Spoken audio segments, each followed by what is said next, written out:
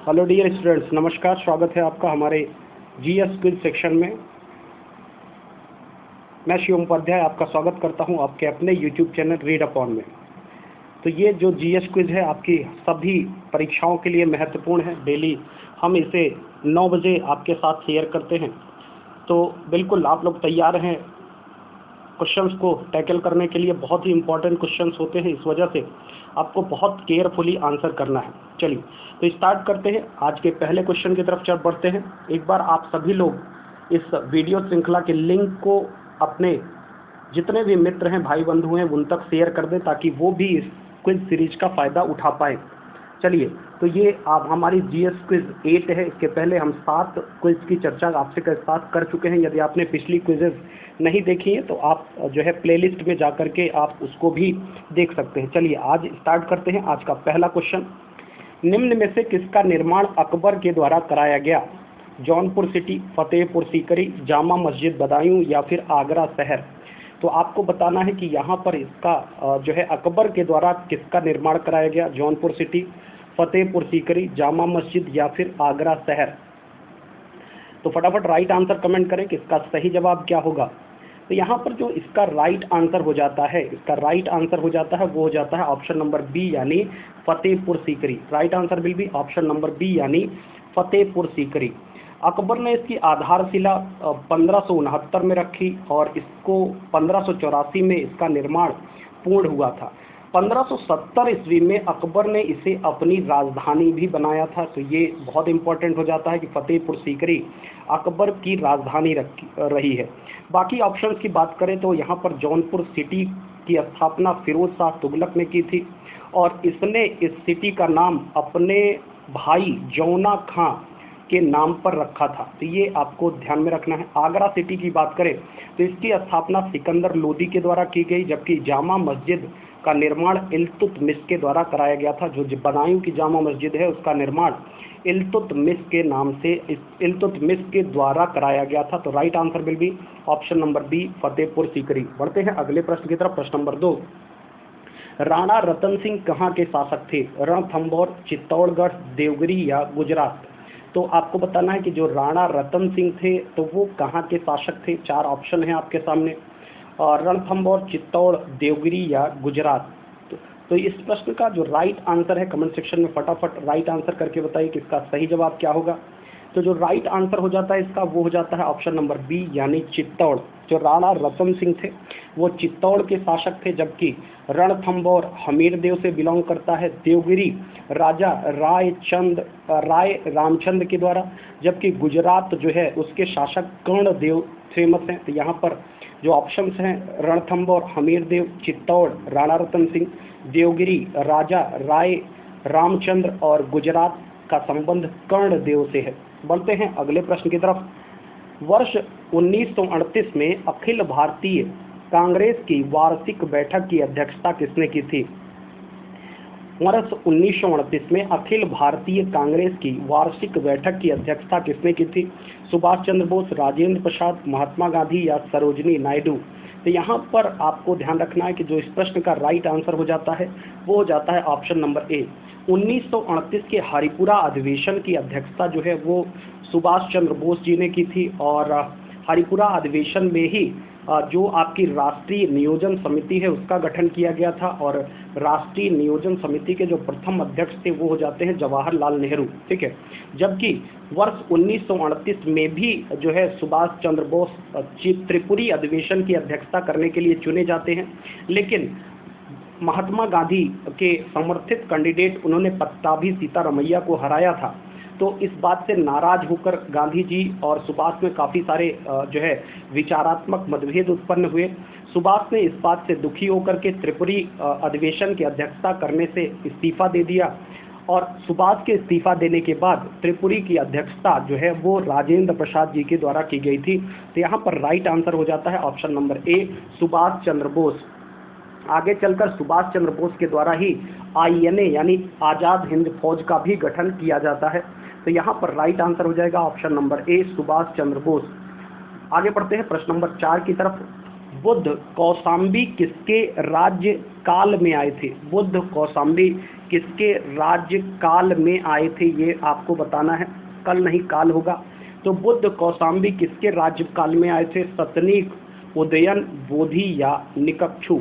ठीक है, तो बुद्ध को आपको बताना है कि कौशाम्बी जो है वो किस शासक के काल में आए थे, किस राजा के काल में आए थे। तो यहाँ पर राइट आंसर हो जाता है ऑप्शन नंबर बी, उदयन। ठीक है, उदयन के समय में जो है गौतम बुद्ध कौशाम्बी की यात्रा उन्होंने की थी।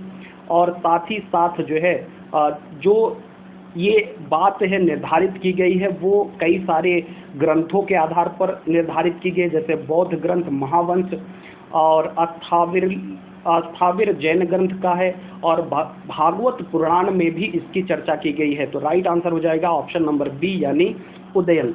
बढ़ते हैं अगले प्रश्न की तरफ। प्रश्न नंबर 5, भारत में हड़प्पा का सबसे बड़ा स्थल कौन सा है। भारत में हड़प्पा का बृहद स्थल कौन सा है, तो आपको बताना है इसका राइट आंसर क्या होगा। हड़प्पा बहुत ही फेमस है, हड़प्पा संस्कृति बहुत ही ज़्यादा फेमस है। तो यहाँ पर जो है आपको बताना है कि जो हड़प्पा है तो उसका सबसे बड़ा स्थल कौन सा है भारत में, राखीगढ़ी, धौलावीरा, कालीबंगा या लोथल। तो यहाँ पर जो राइट आंसर हो जाता है वो हो जाता है आपका ऑप्शन नंबर ए यानी राखीगढ़ी। तो भारत में हड़प्पा का सबसे बड़ा स्थल जो है वो राखीगढ़ी है। अगर हड़प्पा की बात करें तो बेसिकली इसे सैंधव सभ्यता के नाम से भी जाने जाते हैं। कुछ बड़े नगरों की यदि हम बात करते हैं हड़प्पा सभ्यता के तो वो हो जाता है मोहनजोदड़ो, हड़प्पा, गनेरीवाला, धौलावीरा, राखीगढ़ी एवं कालीबंगा। ठीक है, तो राखीगढ़ी आपकी कहाँ पर है, तो हरियाणा में है। कहाँ पर, हरियाणा में। जबकि लोथल की बात करते हैं तो लोथल आपका गुजरात के क्षेत्र में है, और ये एक गोदी बाड़ा यहाँ से प्राप्त हुआ था। लोथल से एक गोदी बाड़ा प्राप्त हुआ था। कई बार ये क्वेश्चन बना है कि भारत में जो लोथल जगह है वहाँ से हमें क्या देखने को मिलता है, तो वो देखने को मिलता है गोदी बाड़ा यानी बंदरगाह। उम्मीद करते हैं आपको बात पता होगी। चलिए आगे बढ़ते हैं नेक्स्ट प्रश्न पे। नेशनल प्लानिंग कमेटी का गठन यानी राष्ट्रीय आयोजना समिति का गठन किया गया। इस बात की चर्चा अभी मैंने पिछले प्रश्न में आपसे की है कि वर्ष 1929 के हरिपुरा अधिवेशन में राष्ट्रीय नियोजन या राष्ट्रीय आयोजन समिति का गठन किया जाता है, और इसकी जो अध्यक्षता थी वो जो है जवाहरलाल नेहरू के द्वारा की गई। तो इस प्रश्न का राइट आंसर हो जाएगा ऑप्शन नंबर सी, सुभाष चंद्र बोस। नियोजन समिति का गठन 1938 में सुभाष चंद्र बोस के द्वारा किया गया, जबकि इसकी जो अध्यक्षता की थी वो जवाहरलाल नेहरू जी के द्वारा की गई थी। तो ये बहुत इंपॉर्टेंट हो जाता है, ध्यान रखिएगा। बढ़ते हैं अपने अगले प्रश्न की तरफ। प्रश्न नंबर 7, निम्नलिखित में से किसने महात्मा गांधी को आदेशित किया कि वह भारत में प्रथम वर्ष खुले कान पर मुंह बंद कर व्यतीत करे। यानी जो है गांधी को, जब गांधी भारत आते हैं तो गांधी को किसने ये बात कहा कि पहले आप भारत भ्रमण कीजिए। कैसे करना है, खुले कान पर मुंह बंद करके, मतलब आप कुछ कहेंगे नहीं लेकिन सारी बातें आप सीखते रहेंगे। तो ये बात गांधी जी को किसने बताई थी, दादा भाई नौरोजी, बाल गंगाधर तिलक, फिरोज शाह या गोपाल कृष्ण गोखले। तो आपको बताना है कि यहाँ पर राइट आंसर क्या होगा। तो right answer will be option number D, Gopal Krishna Gokhale. Gopal Krishna Gokhale के द्वारा ही गांधी को ऐसा आदेशित किया गया था। दादा भाई नौरोजी के बारे में आप जानते ही हैं कि इनके द्वारा भारत में सर्वप्रथम राष्ट्रीय आय का जो है आकलन किया गया था 1866-67 में, और इनके द्वारा एक किताब भी लिखी गई थी, the poverty and un British rule in India. The poverty and un British rule in India किताब लिखी इन्होंने, और एक थ्योरी भी दी थी इनकी जो कि बहुत फेमस हुई थी, धन निष्कासन का सिद्धांत, या उसे हम वेल्थ ड्रेन थ्योरी के नाम से भी क्या करते हैं, जानते हैं, वेल्थ ड्रेन थ्योरी। जबकि तिलक के बारे में जानते हैं कि तिलक के द्वारा जो है वो होम रूल लीग की स्थापना की गई थी, जो कि बाद में एनी बेसेंट के द्वारा स्थापित होम रूल लीग से मर्ज हो जाती है। तिलक महाराष्ट्र के क्षेत्र में सक्रिय भूमिका निभाते हैं, और इन्होंने मराठा और केसरी जैसे समाचार पत्रों का संपादन किया, एवं महाराष्ट्र के क्षेत्र में शिवाजी और गणपति महोत्सव मनाने की शुरुआत भी इन्हीं के द्वारा ही की गई। ठीक है, तो यहाँ पर राइट आंसर हो जाता है ऑप्शन नंबर डी यानी गोपाल कृष्ण गोखले। बढ़ते हैं अगले प्रश्न की तरफ। प्रश्न नंबर 8, ब्रिटिश पत्रकार H.W. नेविंसन जुड़े थे, ये बात आपको बतानी है। असहयोग आंदोलन से सविनय अवज्ञा, स्वदेशी आंदोलन या भारत छोड़ो आंदोलन। तो आपको बताना है कि जो ब्रिटिश पत्रकार थे वो किस आंदोलन से जुड़े हुए थे। यहाँ पर जो राइट आंसर हो जाएगा वो हो जाएगा आपका स्वदेशी आंदोलन। ठीक है, इनका संबंध 1905 से शुरू हुए स्वदेशी आंदोलन से है। जबकि यदि हम बात करें सविनय अवज्ञा आंदोलन जो कि आपका वर्ष 1930 में शुरू होता है, तो वहाँ पर जो आपके पत्रकार जुड़ते हैं उनका नाम हो जाता है वेब मिलर। ठीक है, तो ये ध्यान रखिएगा। जबकि असहयोग आंदोलन आप जानते हैं कि खिलाफत और असहयोग एक साथ शुरू हुआ था वर्ष 1920 में। हिंदू मुस्लिम एकता का बहुत बड़ा प्रतीक था, लेकिन 5 फरवरी 1922 को चौरी चौरा में एक घटना घट जाती है जिसमें पुलिसकर्मी मारे जाते हैं, 22 पुलिसकर्मी मारे जाते हैं। इस बात से दुखी होकर के गांधी जी ने असहयोग आंदोलन स्थगित कर दिया। तो यहाँ पर जो है आपको ध्यान रखना है। जबकि भारत छोड़ो आंदोलन की बात करें तो यहाँ पर गांधी जी का एक बहुत फेमस नारा निकल करके सामने आता है, करो या मरो। तो करो या मरो जो नारा है वो गांधी जी के द्वारा भारत छोड़ो आंदोलन के दौरान ही दिया गया था। तो ये ध्यान में रखना है आपको। Right answer will be option number C, स्वदेशी आंदोलन। बढ़ते हैं अगले प्रश्न की तरफ। निम्न में से कौन एक 19वीं सदी के पूर्वार्ध में उभरे यंग आंदोलन के पीछे प्रेरणा था? ठीक है, राजा राम मोहन राय, मधुसूदन दत्त, राधाकांत देव या हेनरी विवियन डेरोजियो। ठीक है, तो यंग बंगाल आंदोलन की बात है तो यंग बंगाल आंदोलन। तो यहाँ पर आपको बताना है कि राइट आंसर क्या है। बहुत ही इंपॉर्टेंट सवाल है, बहुत ज़्यादा इंपॉर्टेंट सवाल है, कई बार एग्जाम में पूछा हुआ है। तो जो यंग बंगाल आंदोलन है उसके पीछे जो प्रेरणा स्रोत थी वो थे Henry Vivian Derozio. Right answer will be option number D. बहुत ही युवा थे, 1809 में जन्मे और 1831 तक ये सक्रिय रहे, इनकी मृत्यु हो जाती है।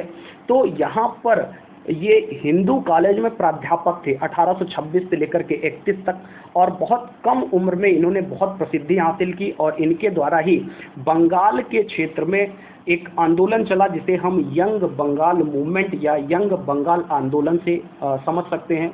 तो यहाँ पर राइट आंसर क्या हो जाएगा? Option number D, Henry Vivian Derozio. बढ़ते हैं अगले प्रश्न की तरफ। प्रश्न नंबर 10।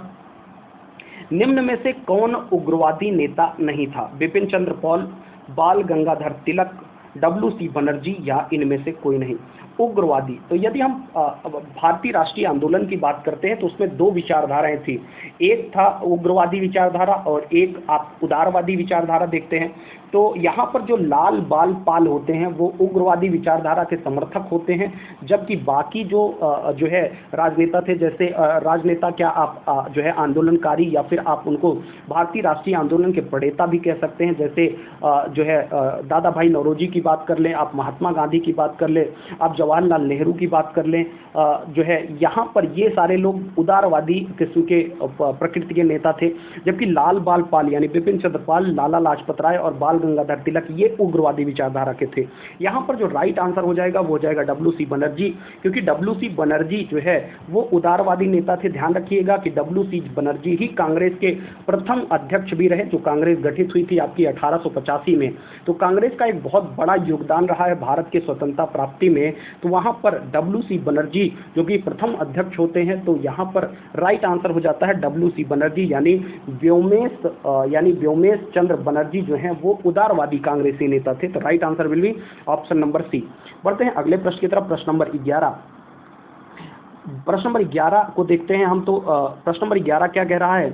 निम्न में से किसे 1000 झीलों का देश कहा जाता है? निम्न में से किसे 1000 झीलों का देश कहा जाता है? तो यहाँ पर आपको देखना है कि फिनलैंड, बहरीन, अफ्रीका या इंग्लैंड। फिनलैंड, बहरीन, अफ्रीका या इंग्लैंड किसको 1000 झीलों का देश कहते हैं? ठीक है, तो लैंड ऑफ 1000 लेक्स। ठीक है, तो यहाँ पर राइट आंसर हो जाएगा Finland. Right answer will be option number A, Finland. Right answer क्या हो गया आपका? राइट आंसर क्या हो गया आपका? Option number A, Finland. Right answer will be option number A, Finland. ये आपको ध्यान में रखना है। तो यहाँ पर ऑप्शन नंबर ए आपका क्या हो जाता है? सही आंसर हो जाता है। ऑप्शन नंबर ए आपका क्या होता है? सही आंसर हो जाता है। तो बढ़ते हैं अगले प्रश्न की तरफ, बढ़ते हैं अगले प्रश्न की तरफ। ऑप्शन, अच्छा यहाँ पर बहरीन अफ्रीका और इंग्लैंड भी दिया हुआ है, बहरीन अफ्रीका और इंग्लैंड भी दिया हुआ है। तो आप इंग्लैंड को ब्रिटेन से समझ सकते हैं, आधुनिक ब्रिटेन है इंग्लैंड, जो कि उपनिवेशवादी नीति का रहता है। तो आप जो है बहुत सारे विश्व के देशों को इसने अपना उपनिवेश बनाया था। भारत भी ब्रिटेन का ही उपनिवेश था और जो है भारत को आज़ादी मिलती है 15 अगस्त 1947 को। जबकि यहाँ पर बहरीन दिख रहा है आपको, तो बहरीन जो है उसको हम मोतियों का द्वीप भी कहते हैं। क्या कहते हैं? मोतियों का द्वीप कहते हैं। जबकि जो है अफ्रीका को हम अंध महाद्वीप कहते हैं, ये भी ध्यान रखना है। तो केप ऑफ गुड होप आपका अफ्रीका के ही जो है बिल्कुल साउथ में स्थित है। तो ये बात भी आपके लिए इंपॉर्टेंट होती है, याद रखिएगा। बढ़ते हैं अगले प्रश्न की तरफ, प्रश्न नंबर 12 आपका। बढ़ते हैं अगले प्रश्न की तरफ, प्रश्न नंबर 12 हो जाता है, निम्न में से कौन सा मंत्रालय भारत सरकार द्वारा हाल ही में गठित किया गया है? स्वच्छता मंत्रालय, ऊर्जा मंत्रालय, सहकारिता मंत्रालय या इनमें से कोई नहीं? आपको बताना है कि निम्न में से कौन सा मंत्रालय भारत सरकार द्वारा हाल ही में गठित किया गया। बिल्कुल रिसेंट का प्रश्न है, करंट का प्रश्न है। तो इस प्रश्न का राइट आंसर क्या हो जाता है? ऑप्शन नंबर सी, यानी सहकारिता मंत्रालय। और ध्यान रखिएगा, सहकारिता मंत्रालय वर्तमान में अमित शाह इसके मंत्री हैं। अमित शाह भारत के गृह मंत्री भी हैं और नवगठित सहकारिता मंत्रालय का जो है कार्यभार भी उन्हीं के पास है। तो right answer will be option number C, सहकारिता मंत्रालय, जिसे भारत सरकार ने हाल ही में गठित किया है, जिसकी चर्चा वित्त मंत्री निर्मला सीतारमण ने बजट अभिभाषण के दौरान, जब वो बजट 2021-22 पेश कर रही थी, तो वहां पर भी इसकी चर्चा वित्त मंत्री निर्मला सीतारमण ने की थी कि एक नया मंत्रालय गठित किया जाएगा, सहकारिता मंत्रालय, भारत में सहकारिता आंदोलन को बढ़ाने के लिए। बढ़ते हैं अगले प्रश्न की तरफ, प्रश्न नंबर 13। वर्तमान में नए खेल मंत्री कौन बने हैं? किरण रिजिजू, अश्विनी वैष्णव, आलोक राय या इनमें से कोई नहीं? आपको बताना है कि वर्तमान में कौन नए खेल मंत्री बने हैं। किरण रिजिजू, अश्विनी वैष्णव या आलोक राय या इनमें से कोई नहीं? जल्दी से राइट आंसर कमेंट करें। तो यहाँ पर जो राइट आंसर हो जाता है वो हो जाता है ऑप्शन नंबर डी, इनमें से कोई नहीं। क्योंकि वर्तमान में जो खेल मंत्री बने हैं उनका नाम हो जाता है अनुराग ठाकुर। अनुराग ठाकुर पहले बीसीसीआई के अध्यक्ष भी रह चुके हैं और वाणिज्य जो आपका ये वित्त मंत्रालय है उसके राज्य मंत्री भी रहे हैं। तो राज्य वित्त मंत्री स्वतंत्र प्रभार भी इनके पास था अभी तक, और ये वर्तमान में आपके खेल मंत्री बनाए गए हैं। जबकि इससे पहले जो है वो किरण रिजिजू आपके खेल मंत्री रहे थे। इससे पहले किरण रिजिजू खेल मंत्री रहे थे, जिनका जो है मंत्रालय चेंज किया गया है, और अब जो खेल मंत्री बने हैं वो बने हैं आपके अनुराग ठाकुर जी। बढ़ते हैं अगले प्रश्न की तरफ, प्रश्न नंबर 14। निम्न में से कौन सी महिला खिलाड़ी आईसीसी महिला क्रिकेटर रैंकिंग में शीर्ष स्थान पर है? निम्न में से कौन सी महिला खिलाड़ी आईसीसी महिला क्रिकेटर रैंकिंग में शीर्ष स्थान पर है? हरमनप्रीत कौर, अंजुम चोपड़ा, मिताली राज या झूलन गोस्वामी? अभी हाल ही में आईसीसी की महिला क्रिकेटर्स की लिस्ट जो है जारी की गई है, जिसमें जो भारतीय महिला खिलाड़ी हैं मिताली राज जो है वो शीर्ष स्थान पर विद्यमान है। ध्यान रखिएगा, मिताली राज 8वीं बार इस स्थान पर पहुंची हैं, 8th टाइम इस पोजीशन पर पहुंचने वाली वो भारतीय महिला बल्लेबाज हैं। बहुत ही बेहतरीन प्रदर्शन करती हैं और विश्व में तीनों फॉर्मेट में सबसे ज़्यादा रन बनाने का रिकॉर्ड भी आप मिताली राज के नाम ही है। ठीक है, तो ये ध्यान में रखना है। तो जो है right answer will be option number C, Mithali Raj. तो एक तो ये शीर्ष पर है, दूसरा विश्व महिला क्रिकेट में सर्वाधिक रन बनाने का जो रिकॉर्ड है वो भी इन्हीं के नाम है। तो बहुत ही फेमस पर्सनालिटी है, बहुत ही डैशिंग पर्सनालिटी है। तो right answer will be option number C, Mithali Raj. बढ़ते हैं अगले प्रश्न की तरफ, प्रश्न नंबर 15। प्रश्न नंबर 15 आपका कहता है कि कर्नाटक का नया राज्यपाल किसे बनाया गया है? थावरचंद गहलोत, मनसुख वाडिया, राकेश सिंह या इनमें से कोई नहीं? तो अभी हाल ही में 8 राज्यों के राज्यपाल परिवर्तित हुए हैं। तो आपको बताना है कि जो कर्नाटक स्टेट है आपका, उसके राज्यपाल किसे बनाए गए हैं? तो इसका राइट आंसर क्या हो जाता है? थावरचंद गहलोत। थावरचंद गहलोत। इससे पहले थावरचंद गहलोत सामाजिक न्याय एवं अधिकारिता मंत्री थे, जिन्होंने इस्तीफा दिया और इनको अब कर्नाटक राज्य का नया राज्यपाल बनाया गया है। कर्नाटक के बारे में आप जानते हैं कि कर्नाटक जो है भारत का एक दक्षिण भारतीय राज्य है और यहाँ पर जो राजधानी हो जाती है कर्नाटक की वो हो जाती है बेंगलुरु। और बेंगलुरु को हम IT सिटी के नाम से भी जानते हैं और सिलिकॉन वैली के नाम से भी जानते हैं, सिलिकॉन सिटी के नाम से भी जानते हैं। साथ ही साथ बेंगलुरु में इसरो का जो है वो प्रधान कार्यालय, इसरो का जो है हेड ऑफिस है। और साथ ही साथ इसरो की स्थापना जो है वो 1969 में हुई थी, इंडियन स्पेस रिसर्च ऑर्गेनाइजेशन, जो कि भारत में अंतरिक्ष कार्यान्वयन को क्रियान्वित करने की एक संस्था है।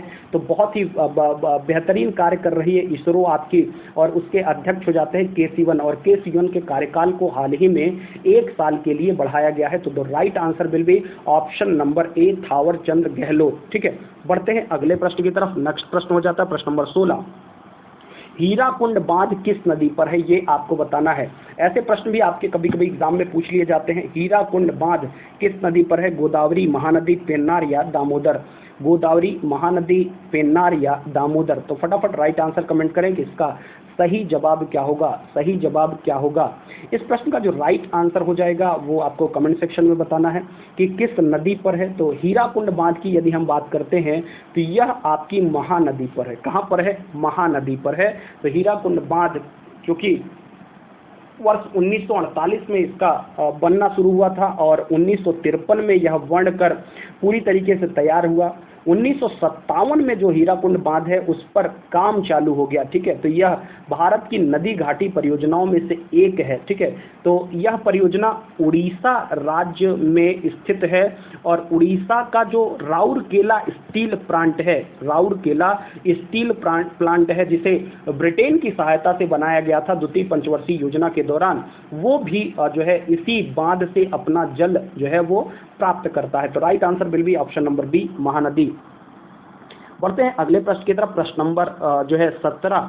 2011 की जनगणना के अंतरिम आंकड़ों के अनुसार सबसे कम यौन अनुपात है। तो यहाँ पर आपको यूनियन टेरिटरीज दी हुई हैं, तो आपको बताना है कि जो सबसे कम अनुपात है 2011 के हिसाब से वो कहाँ का है। चंडीगढ़, दमन दीव, दादर नागर हवेली या फिर दिल्ली। ठीक है, तो दादर नागर हवेली, चंडीगढ़, दिल्ली या फिर दमन एवं दीव। तो यहाँ जो ऑप्शंस दिए गए हैं उसके अनुसार यदि हम बात करें तो यहाँ पर आपका राइट आंसर हो जाता है दमन एवं दीव। ठीक है, तो यहाँ पर जो है आपका राइट आंसर विल भी ऑप्शन नंबर बी, दमन एवं दीव। 2020 में दमन एवं दीव को मिला करके, दमन एवं दीव और दादर नागर हवेली को मिला करके अब एक यूनियन टेरिटरी बना दिया गया है और जिसकी राजधानी हो जाती है दमन। ठीक है, एक तरफ तो जम्मू कश्मीर को अलग करके जम्मू कश्मीर और लद्दाख नाम की 2 यूनियन टेरिटरी बनाई गई हैं, जबकि दूसरी तरफ दमन एवं दीव एवं दादर नागर हवेली को मर्ज कर दिया गया है। अब ये एक यूनियन टेरिटरी हो गया और जिसकी राजधानी हो जाती है दमन। और 2011 के अनुसार बात करें तो दमन एवं दीव का जो लिंगानुपात था वो 618 पर 1000 था। तो यहाँ पर राइट आंसर हो जाता है ऑप्शन नंबर बी, दमन एवं दीव। बढ़ते हैं अगले प्रश्न की तरफ। प्रश्न नंबर 18। भारत में ई नाम योजना कब लागू हुई। ई नाम यानी इलेक्ट्रॉनिक नेशनल एग्रीकल्चरल मंडी, जिसकी शुरुआत वर्ष 2017-18 के बजट में भारत सरकार द्वारा की गई थी। तो इलेक्ट्रॉनिक मंडियों के निर्माण से संबंधित है यह योजना। तो आपको बताना है कि यह कब शुरू हुई। फटाफट राइट आंसर कमेंट करो, फटाफट राइट आंसर करो कि ई नाम योजना जो है वो आपकी कब शुरू की गई है, कब शुरू की गई है। तो इसका जो राइट आंसर हो जाता है वो हो जाता है ऑप्शन नंबर सी, यानी वर्ष 2016। ऑप्शन नंबर सी यानी वर्ष 2016। यह जो है एक राष्ट्रीय कृषि बाजार के लिए ऑनलाइन व्यापार मंच है। ठीक है, तो यहाँ पर किसान जो है वो आमतौर पर अपनी बिक्री को ऑनलाइन कर सकते हैं, ऑनलाइन बिक्री कर सकते हैं। ऑनलाइन व्यापार की सुविधा प्रदान करने के लिए जो है ई नाम योजना भारत सरकार द्वारा अप्रैल 2016 में शुरू की गई। बेसिकली इसका जो नोडल मंत्रालय हो जाता है वो भारत का कृषि मंत्रालय हो जाता है। तो right answer will be option number C, 2016। बढ़ते हैं अगले प्रश्न की तरफ। अगला प्रश्न हो जाता है आपका प्रश्न नंबर 19। भारत में लोकसभा स्पीकर या अध्यक्ष को मनोनीत किया जाता है, चयनित किया जाता है, निर्वाचित किया जाता है या नियुक्त किया जाता है। ये आपको बताना है कि जो भारत का जो लोकसभा है, लोकसभा का जो अध्यक्ष होता है तो उसका निर्वाचन होता है कि चयनित किया जाता है, तो या फिर जो है नियुक्त किया जाता है या निर्वाचित किया जाता है, मनोनीत किया जाता है। तो आपको बताना है यहाँ पर राइट आंसर क्या होगा, राइट आंसर क्या होगा। फटाफट राइट आंसर बताइए। लोकसभा स्पीकर और वर्तमान में है कौन? ओम बिरला जी। लोकसभा स्पीकर कौन है? ओम बिरला जी। तो यहाँ पर जो राइट आंसर हो जाएगा, right answer will be option number B, यानी चयनित किया जाता है। आर्टिकल 93 बताता है, आर्टिकल 93 बताता है कि भारत में लोकसभा अध्यक्ष का चयन होता है। जब लोकसभा की पहली बैठक होती है तो ये होता है, उस समय प्रोटेम स्पीकर शपथ दिलाता है। जितने भी लोकसभा के सदस्य होते हैं उनको जो लोकसभा का प्रोटेम स्पीकर, आमतौर पर जो लोकसभा का वरिष्ठतम सदस्य होता है वही प्रोटेम स्पीकर होता है, वो क्या दिलाता है? शपथ दिलाता है सदस्यों को, ठीक है, पद एवं गोपनीयता की। और जब पहली बैठक में के बाद यथाशीघ्र जो है वो लोकसभा में से ही, लोकसभा के सदस्यों में से ही लोकसभा क्या करती है? अपने लिए एक अध्यक्ष और उपाध्यक्ष चुनती है। ये आपको ध्यान में रखना है। इनका पद तब तक बना रहता है जब तक नई लोकसभा का गठन नहीं हो जाता। तो इस प्रश्न का राइट आंसर हो जाएगा ऑप्शन नंबर बी, यानी चयनित किया जाता है। बढ़ते हैं अगले प्रश्न की तरफ। प्रश्न नंबर 20, निम्न में से कौन सा जोड़ा तांबे के मिश्रण धातुओं का है? तो यानी तांबे को कौन कौन सी धातुओं को मिलाकर बनाया जाता है, ये बात आपसे पूछा हुआ है। तो फटाफट राइट आंसर कमेंट कर दें कि तांबे को किन दो धातुओं को मिलाकर बनाया जाता है? तांबा, ठीक है, तांबे को किन दो धातुओं को मिलाकर बनाया जाता है? फटाफट राइट आंसर करें। पीतल इनवार या फिर कांसा नाइक्रोम, पीतल कांसा या उपर्युक्त में से कोई नहीं, या उपर्युक्त में से कोई नहीं। आपको बताना है कि तांबे को किन दो धातुओं को मिलाकर बनाया जाता है। फटाफट राइट आंसर कमेंट कर दे भैया, राइट आंसर कमेंट कर दे कि इस प्रश्न का सही जवाब क्या होगा। एक बार आप सब जो है वीडियो को शेयर भी कर दे, एक बार आप सब जो है वीडियो को शेयर भी कर दे, ताकि जो है मैक्सिमम नंबर आप स्टूडेंट तक ये क्लास आपकी पहुंच जाए, क्योंकि क्लास आपकी क्या होती है? बहुत ही ज़्यादा इम्पॉर्टेंट होती है। तो यदि हम तांबे की बात करते हैं तो यहाँ पर तांबा जो होता है वो पीतल और कांसा, इन दोनों का मिश्र धातु है। पीतल और कांसा इन दोनों का क्या होता है? मिश्रण होता है। तो बिल्कुल सही जवाब है ऑप्शन नंबर सी। बढ़ते हैं अगले प्रश्न की तरफ। प्रश्न नंबर 21, निम्नलिखित में से किस देश की समुद्री सीमा भूमध्य सागर से नहीं लगती? ये बहुत इंपॉर्टेंट क्वेश्चन हो जाता है कि मेडिटेरेनियन सी से किस देश की सीमा नहीं लगती है। जल्दी से राइट आंसर बताएं। तो राइट आंसर आपको बताना है कि तुर्की, बेल्जियम, फ्रांस या यूनान। तुर्की, बेल्जियम, फ्रांस या यूनान किससे भूमध्य सागर की सीमा नहीं लगती है? मेडिटेरेनियन सी की। तो यहाँ पर राइट आंसर हो जाएगा आपका बेल्जियम, ठीक है। बेल्जियम की सीमा उत्तरी सागर से लगती है, ना कि भूमध्य सागर से, जबकि तुर्की, फ्रांस, यूनान, Spain, Italy, Albania, Croatia, Syria, Lebanon, Israel, मिस्र, लीबिया, ट्यूनीसिया, अल्जीरिया, मोरक्को, इन सारे देशों की जो सीमा है वो आपकी भूमध्य सागर से लगती है। मैं एक बार फिर रिपीट कर देता हूँ कुछ प्रमुख देशों के नाम, जैसे स्पेन, इटली, फ्रांस, अल्बानिया, यूनान, क्रोएशिया, तुर्की, सीरिया, लेबनान, इज़राइल, मिस्र, लीबिया, ट्यूनीसिया, अल्जीरिया, मोरक्को, इन सब की सीमा जो है वो भूमध्य सागर से लगती है। जबकि जो आपका बेल्जियम यहाँ पर ऑप्शन है उसकी सीमा नॉर्दर्न सी से लगती है, उत्तरी सीमा पर एक स्थित देश है, उत्तरी सागर पर स्थित देश है, जबकि बाकी सारे भूमध्य सागर से हैं। तो बढ़ते हैं अगले प्रश्न की तरफ। प्रश्न नंबर 22, लोकसभा की सदस्यता के लिए उम्मीदवारों की न्यूनतम आयु क्या निर्धारित की गई है? लोकसभा की उम्मीदवारिता के लिए जो न्यूनतम आयु है वो क्या निर्धारित की गई है, ये बात आपको बतानी है। 28 साल, 25 साल, 18 साल या 30 साल, ठीक है। तो आपको बताना है कि योग्यता कितनी है लोकसभा की सदस्यता के लिए, ठीक है। तो यहाँ पर जो राइट आंसर हो जाता है वो हो जाता है ऑप्शन नंबर बी, यानी 25 वर्ष। यदि आप 25 साल के हैं तो आप लोकसभा सदस्य बनने के योग्य हैं। न्यूनतम आयु 25 वर्ष है, इससे कम नहीं होनी चाहिए। ये बात आपको आर्टिकल 84 बताता है। जबकि यदि हम राज्यसभा की बात करें तो राज्यसभा जो कि जो है ऊपरी सदन होता है हमारा, उसके लिए 30 साल की आयु होनी चाहिए, मिनिमम 30 ईयर्स, ठीक है। और यहाँ पर यदि हम मतदान की बात करते हैं तो मतदान की आयु है 18 वर्ष, ठीक है। इससे पहले मतदान की आयु न्यूनतम 21 साल होती थी, जिसे 61वें संविधान संशोधन 1989 के द्वारा घटा करके कितना साल कर दिया गया, 18 साल कर दिया गया।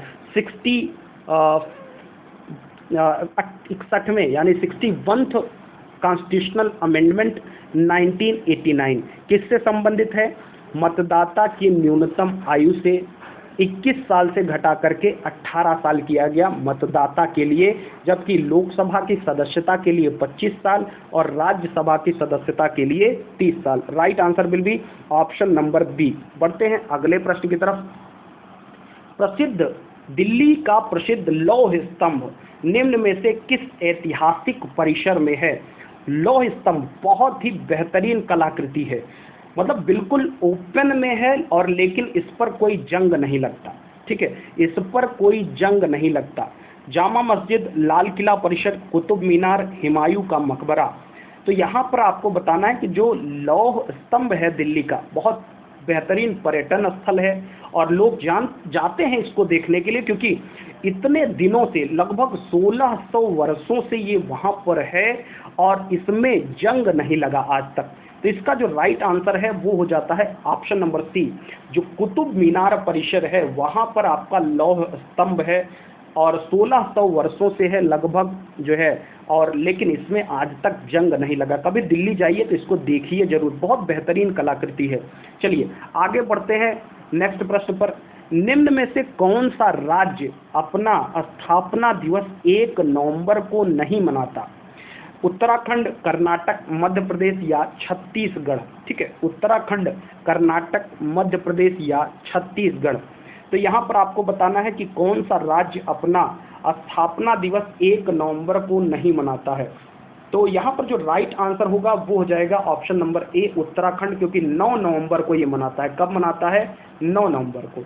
जबकि कर्नाटक, मध्य प्रदेश, छत्तीसगढ़, पंजाब, केरल, हरियाणा, इन सब का जो स्थापना दिवस है वो 1 नवंबर है। मैं फिर से रिपीट कर देता हूँ, मध्य प्रदेश, कर्नाटक, पंजाब, केरल, हरियाणा, छत्तीसगढ़ स्थापना दिवस 1 नवंबर, जबकि उत्तराखंड का स्थापना दिवस है 9 नवंबर। ठीक है, ये ध्यान में रखना है। आपको कमेंट सेक्शन में एक बात और बतानी है, वीडियो के अंत में आप कमेंट सेक्शन में कमेंट कर सकते हैं कि उत्तर प्रदेश का स्थापना दिवस कब मनाया जाता है। आपको वीडियो के अंत में कमेंट सेक्शन में ये बात बतानी है कि उत्तर प्रदेश का स्थापना दिवस कब मनाया जाता है। चलिए बढ़ते हैं अगले प्रश्न की तरफ। प्रश्न नंबर 25, विश्व आर्द्र भूमि दिवस मनाया जाता है, ये आज का अंतिम प्रश्न है आपका। विश्व आर्द्र भूमि दिवस कब मनाया जाता है। मुझे उम्मीद है कि ये बात आप सबको पता होगी। विश्व आर्द्र भूमि दिवस कब मनाया जाता है। World wetland day, world wetland day कब मनाया जाता है, ये आपको ध्यान में रखना है, बताना है कि कब मनाया जाता है। तो आप जानते हैं कि विश्व आर्द्र भूमि दिवस मनाने की शुरुआत रामसर कन्वेंशन के बाद हुई है। वर्ष 1971 में ईरान के रामसर शहर में एक सम्मेलन हुआ था, जिसके तहत जितनी भी विश्व की आर्द्र भूमियां हैं उनको जो है संरक्षित करने की बात की गई थी। तो यहाँ पर जो विश्व आर्द्र भूमि दिवस है वो 2 फरवरी को मनाया जाता है आपका, और जो थीम रही है अब की बार विश्व आर्द्र भूमि दिवस यानी 2 फरवरी 2021 को जब ये दिवस मनाया गया, तो जो उसकी थीम रही है वो रही है वाटर एंड वेटलैंड। फिर से वाटर एंड वेटलैंड थीम रही है।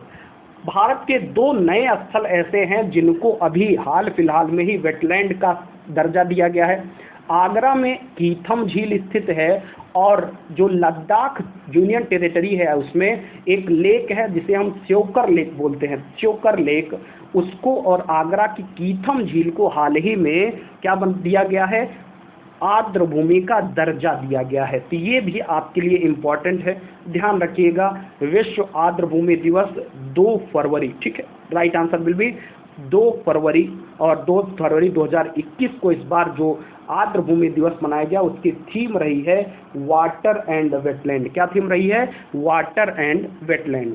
तो ये आज का अंतिम प्रश्न था। आइए आज के अभ्यास प्रश्न की बात कर लेते हैं। अभ्यास प्रश्न जिसका आंसर आपको वीडियो के बाद जो है कमेंट सेक्शन में बताना है, जिसे मैं बाद में रिव्यू करके आपको बताऊंगा। दुनिया के दूसरे सबसे बड़े बांध बेहतैन बांध का निर्माण हाल ही में किस देश के द्वारा किया गया है? दुनिया के दूसरे सबसे बड़े बांध बेहतैन का निर्माण किस देश के द्वारा किया गया है? नेपाल, चीन, बांग्लादेश या भारत? नेपाल, चीन, बांग्लादेश या भारत? तो इसका आंसर आपको वीडियो के बाद में कमेंट सेक्शन में देना है, और साथ ही साथ आपको कमेंट सेक्शन में ये बात जरूर बतानी है कि आपको ये वीडियो श्रृंखला कैसी लग रही है, और साथ ही साथ अपने सजेशंस भी आप वीडियो के लिए जरूर दें कि आप हमारी वीडियो में और कौन से सब्जेक्ट से रिलेटेड क्वेश्चंस देखना चाहते हैं। साथ ही साथ जो है यदि आप कोई चेंज चाहते हैं तो बिल्कुल कमेंट सेक्शन में आप जरूर बताएं। आपका सजेशन हमारे लिए बहुत ज़्यादा वैल्यूएबल है। साथ ही साथ वीडियो के लिंक को आपके जितने फ्रेंड्स ग्रुप हैं, जितने फ्रेंड सर्किल ग्रुप हैं, भाई बंधु हैं, उन तक शेयर जरूर करें, क्योंकि ये श्रृंखला आपकी बहुत इंपॉर्टेंट है और आगामी एग्जाम में ये आपको बहुत ही ज़्यादा मदद करने वाली है। तो आज के लिए बस इतना ही। फिर मुलाकात होगी आपसे कल 9 बजे एक नई वीडियो श्रृंखला के साथ, कुछ नए प्रश्नों के साथ, इंपॉर्टेंट होंगे जो आपके एग्जाम के लिए। तब तक आपको क्या करना है कि आपको बेहतर तरीके से पढ़ाई लिखाई करनी है, ताकि आगामी एग्जाम में आप अपनी सफलता को सुनिश्चित कर सकें। ध्यान रखिएगा, जो कठिन परिश्रम है उसका कोई विकल्प नहीं होता। कठिन परिश्रम का विकल्प नहीं होता। यदि आपको सफलता पानी है तो एटलीस्ट आपको एक लक्ष्य बनाना होगा, और उस लक्ष्य की प्राप्ति के लिए आपको दिन रात मेहनत करनी होगी। ध्यान रखिएगा कि सफलता के लिए कठिन परिश्रम से बढ़ के जो है कोई भी बात नहीं होती। आप जितना ज़्यादा कठिन परिश्रम करेंगे, सफलता आपके उतने ही नज़दीक आएगी। ठीक है, क्योंकि कहा भी गया है, एक बहुत ही फेमस लाइन है कि असफलता का अर्थ है कि सफलता का प्रयास पूरे मन से नहीं किया गया। असफलता का अर्थ है कि सफलता का प्रयास पूरे मन से नहीं किया गया। यदि आप पूरे मन से सफलता के लिए मेहनत करते हैं तो फिर आपको सफल होने से जीवन में कोई नहीं रोक सकता। तो आज के लिए बस इतना ही। आशा करता हूं कि आप सब स्वस्थ होंगे और आप पढ़ाई लिखाई बेहतर तरीके से कर रहे होंगे। तो आज के लिए बस इतना ही। Thank you for watching. Thank you so much.